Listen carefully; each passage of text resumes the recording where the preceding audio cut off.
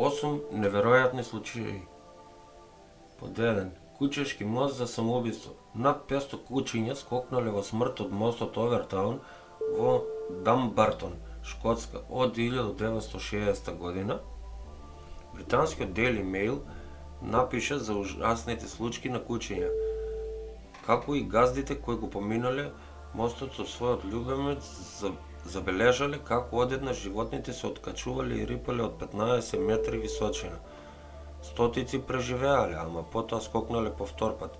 Некои веруваат дека тоа се должи на дефект во магнетното поле. Суеверните локални жители се сомневаат дека мостот е проколнат. Научната теорија вели дека кучињата ги полудува мирисот на визон што живее во подножјето на клисурата Овертаун. Под 2. Мистериозната смрт на Елиса Лам. Во февруари 2013 година се случи крајно мистериозна смрт во хотелот Сесил во Лос Анџелес. Телото на 21 годишната канадска студентка Елиса Лам е откриено во резервоарот за водоснабдување на покривот на хотелот.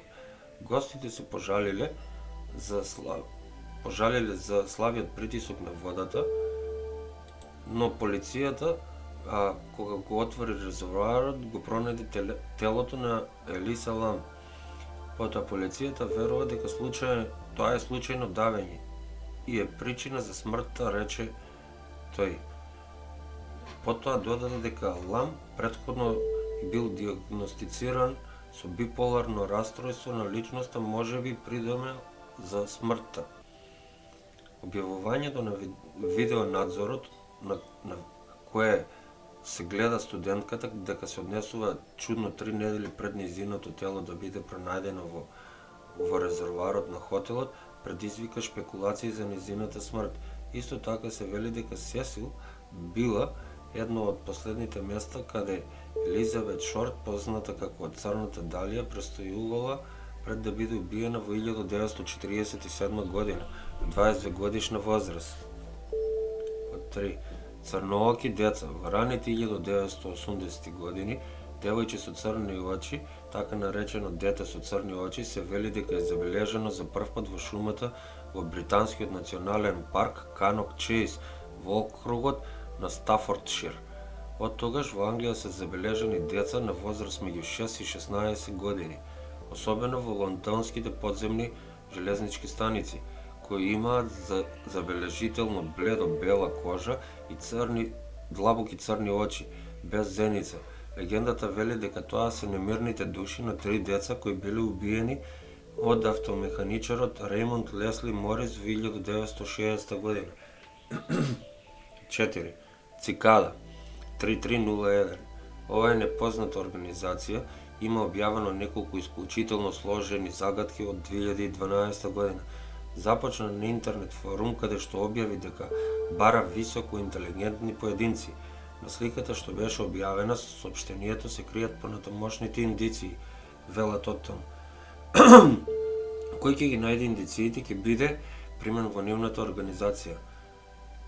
Потоа следеа уште 2 нови загадки во 2013 и 2014 година. За да ги решите потребно е знаење за шифрирање, стеганографија, окултизам, литература, руни и употреба на темни мрежи или dark web. Исто така беше неопходно да се патува премногу, бидејќи трагите беа сокриени низ целиот свет, меѓу другите во Полска, Хаваи, Шпанија, Австралија, Кореја и Америка. Засега се непознати авторите на сложувалката, малку е веројатно да е шега. Потребниот напор и ресурси се премногу скапи. Според теориите на заговор, тие вклучуваат тест за регрутирање на владини или криминални организации. Например, FBI и MI6 продолжуваат да се појавуваат во оваа непозната организација. Британската тајна служба користила слични методи за пронаоѓање персонал. Под 5.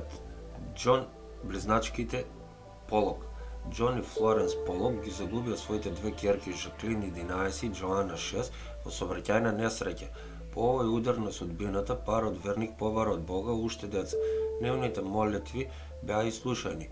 Една година по несреќата, Флоренс повторно била бремена, спротивно на прогнозите на лекарите. Џон бил убеден Џон бил сигурен дека неговата сопруга носи близнаци реинкарнација на починатите деца.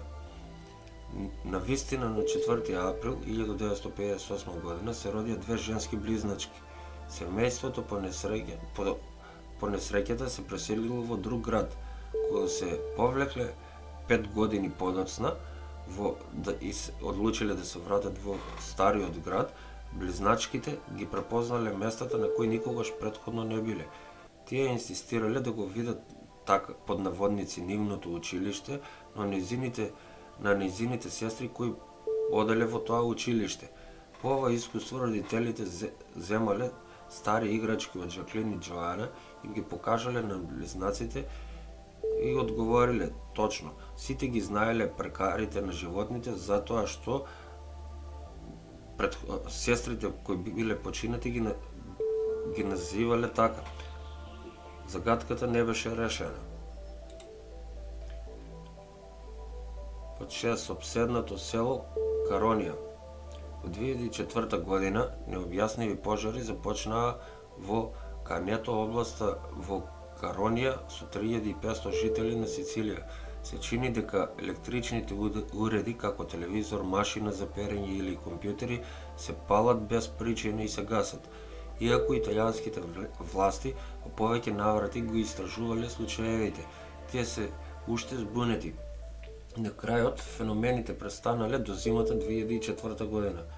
Потоа повторно пожарите се вратиле 10 години покасно по почетокот, исто како на почетокот на настаните, кои завршија со иселување на многу куќи. Градоначалникот изјави мораше да рачистува куќи поради тоа што го напуштиле жителите селото. Истражувачите не знаат што се случува во Каронија. Под 7. Легендата за воскресението на Марија. Оваа легенда е за Мари Брегови, презиме Брегови, 21 годишна жена, работничка во фабрика со полски корени.